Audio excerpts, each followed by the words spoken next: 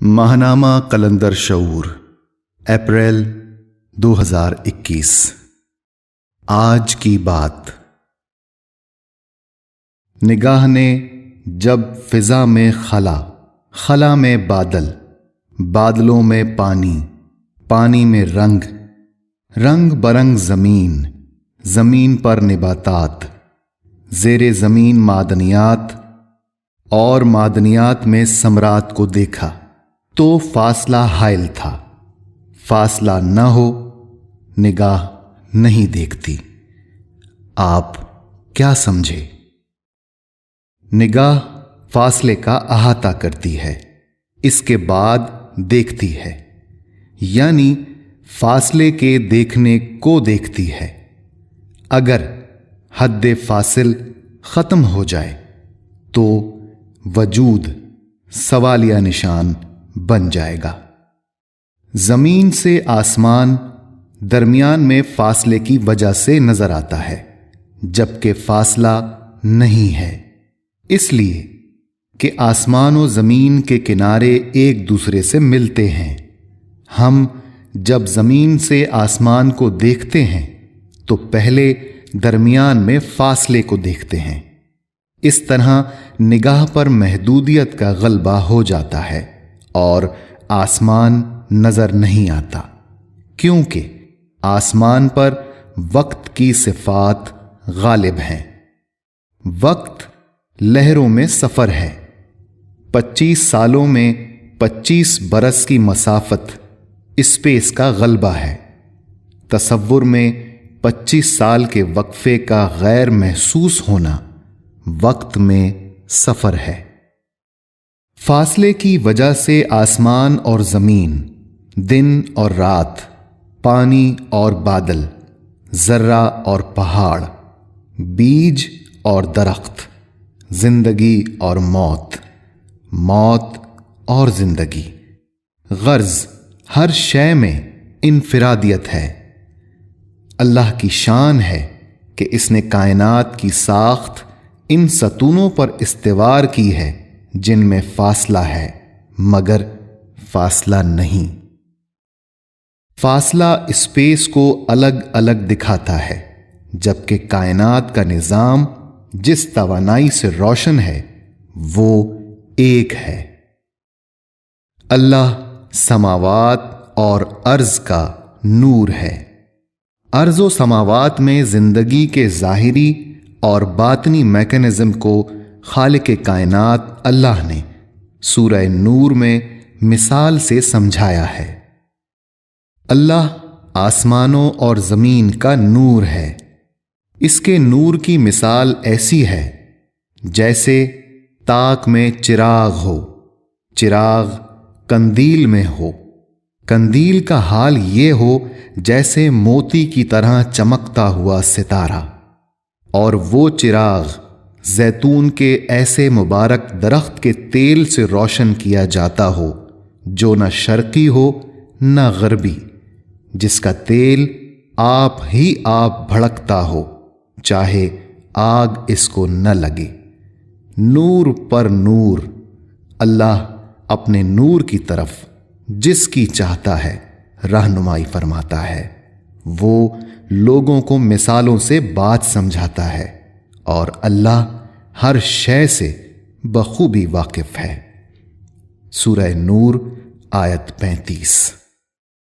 ظاہر، تاک، چراغ، قندیل، موتی، ستارہ اجسام کی ساخت ہیں، اور قندیل کا ستارے کی طرح چمکنا جسم میں کاربن کا عمل اور شعوری دنیا میں حرکت کا میکانزم ہے۔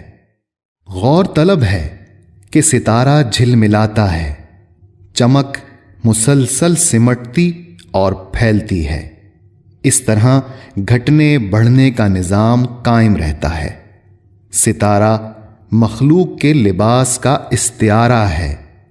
لباس کے سمٹنے اور پھیلنے سے فاصلہ تخلیق ہوتا ہے۔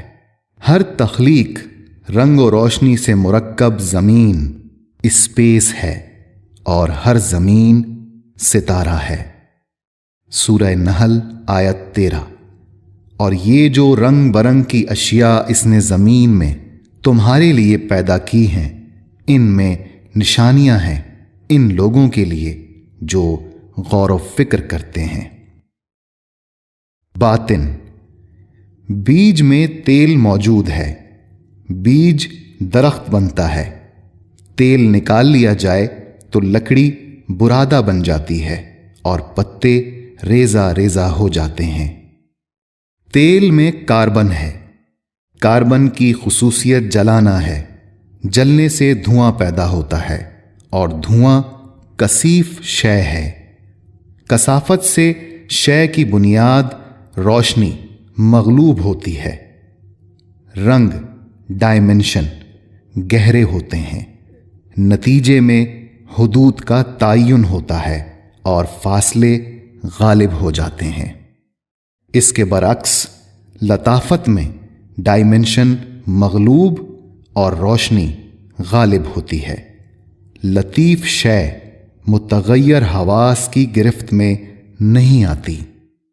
دائرہ بنائیے، 4 رنگ بھریے، اس طرح کہ دائرہ 4 حصوں میں تقسیم ہو جائے۔ رنگ بھرنے سے 4 مثلث نظر آئیں گے۔ اب نگاہ دائرے کے بجائے رنگوں کو دیکھے گی۔ رنگ مثلث ہیں، مثلث میں فاصلے ہیں، جبکہ دائرہ ہر سمت ایک ہے۔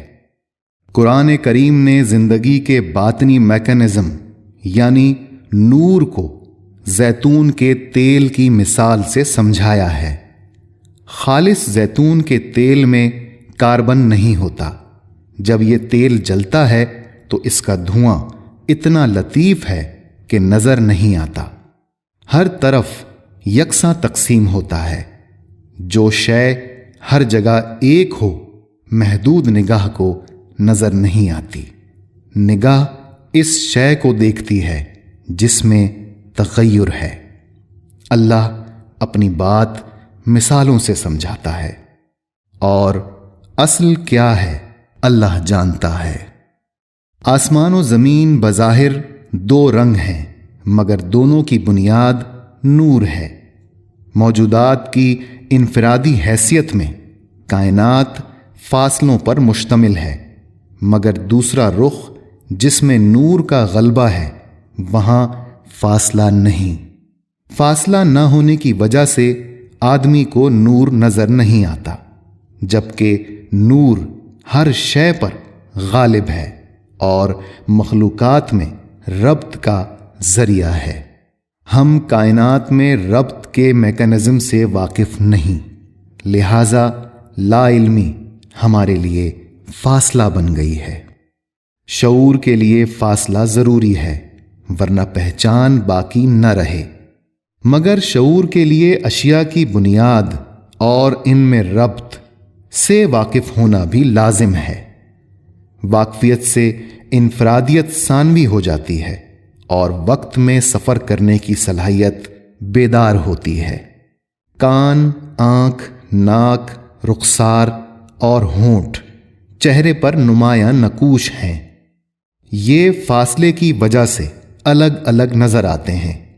فاصلہ ختم ہو جائے تو نقوش غائب ہو جائیں گے۔ قارئین بتائیے کہ اہمیت نقوش کی ہے یا فاصلے کی؟ ہم دیوار کو دیکھتے ہیں تو دیوار اور ہمارے درمیان خلا ہے۔ ہم خلا کو دیکھ کر دیوار کو دیکھتے ہیں، جس سے محدودیت غالب ہوتی ہے۔ دوسرا رخ یہ ہے کہ نگاہ کے اندر فاصلہ تسخیر کر کے دوسرے رخ پر پہنچنے کی صلاحیت ہے، مگر اس صلاحیت کا اظہار فی الوقت غیر ارادی طور پر ہو رہا ہے۔ لاشعور ہماری لا علمی میں دیوار اور فرد کے درمیان خلا کو اس طرح ناپ لیتا ہے کہ دیوار کی روشنی ذہن سے الگ رہتی ہے، نہ ذہن کی سطح میں داخل ہوتی ہے۔ یہی وجہ ہے کہ ہم دیوار کو دیکھ سکتے ہیں۔ روشنی ذہن کی اسکرین پر بکھرتے ہوئے انفرادیت قائم رکھتی ہے۔ اگر ایسا نہ ہو تو جسم خلا فاصلے کی وجہ سے قائم ہے۔ خلا میں روشنی دور کرتی ہے، روشنی لہریں ہیں۔ جسم میں خلا نہ ہو تو لہریں کس طرح دور کریں گی اور وجود کیسے قائم رہے گا؟ خلا میں لہروں کی گردش کا نظام رک جائے تو جسمانی عمارت گر جاتی ہے اور کچھ وقت کے بعد نشان بے نشان ہو جاتا ہے۔ قانون: جو چیز جتنی ٹھوس نظر آتی ہے اسی مناسبت سے اس میں خلا ہوتا ہے۔ روحانی آنکھ دیوار کی ہر اینٹ میں بڑے بڑے سوراخ اور پہاڑوں میں بڑے بڑے غار دیکھتی ہے۔ پہاڑوں کو دیکھ کر لگتا ہے کہ بادلوں کی طرح کوئی چیز تیر رہی ہے۔ مطلب یہ کہ ٹھوس نظر آنے والا پہاڑ سوراخ در سوراخ خلا ہے جس نے ضخیم وجود کو قائم رکھا ہے۔ محترم دوستو، آج کی بات میں ربط، فاصلے اور خلا کو بیان کیا گیا ہے۔ فاصلے پر نظر آنے والی ہر شے ربط کی وجہ سے ہے۔ سوچئے کہ پھر فاصلہ کیا ہے؟